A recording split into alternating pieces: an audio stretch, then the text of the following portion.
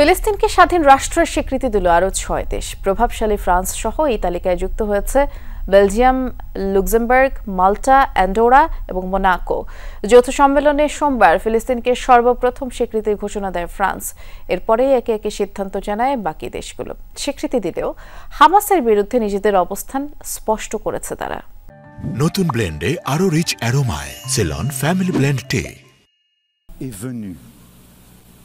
প্রতিশ্রুতি ছিল আগেই, এবারে মিলল বহুল প্রতীক্ষিত ঘোষণা। ফিডেল à l'engagement historique সোমবার ইসরায়েল ফিলিস্তিন দুই রাষ্ট্রভিত্তিক সমাধানের লক্ষ্যে যৌথভাবে সম্মেলনটির আয়োজন করে ফ্রান্স ও সৌদি আরব। সেখানেই ফিলিস্তিনকে স্বাধীন রাষ্ট্র হিসেবে স্বীকৃতি দেয় আরও ৬ দেশ। সর্বপ্রথম এই ঘোষণা দেয় ফ্রান্স। প্রেসিডেন্ট ইমানুয়েল ম্যাক্রন জানান, দুই রাষ্ট্রভিত্তিক সমাধানের আশা বাঁচিয়ে রাখতে এগিয়ে আসতে হবে সবাইকে।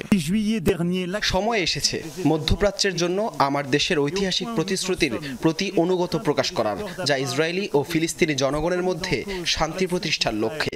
আমি ঘোষণা করছি, আজ থেকে ফ্রান্স ফিলিস্তিন রাষ্ট্রকে স্বীকৃতি দিচ্ছে।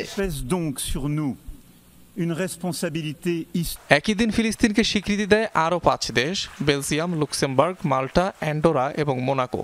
তবে সার্বভৌমত্বের স্বীকৃতি দিলেও হামাস বিরোধী কঠোর বার্তা দিয়েছে দেশগুলো। একই সাথে চেয়েছে ইসরায়েলের সুরক্ষাও। দুই রাষ্ট্রভিত্তিক সমাধান হামাসের জন্য সম্ভাব্য সবচেয়ে খারাপ ফলাফল।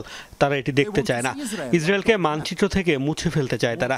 মাল্টা এবং আমাদের মিত্ররা হামাসকে নিশ্চিহ্ন করতে চায়। কখনোই ভুলে যাওয়া উচিত নয়, হামাস শান্তি প্রচেষ্টার বিরোধিতা করেছিল।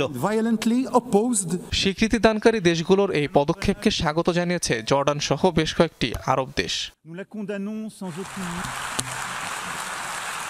রোববার ফিলিস্তিনকে স্বাধীন রাষ্ট্র হিসাবে একযোগে স্বীকৃতি দেয় ৩ প্রভাবশালী দেশ: যুক্তরাজ্য, কানাডা ও অস্ট্রেলিয়া। পরে সে তালিকায় নাম লেখায় পর্তুগাল। এ নিয়ে ফিলিস্তিনকে স্বীকৃতি দেয়া দেশের সংখ্যা দাঁড়ালো ১৫৭তে।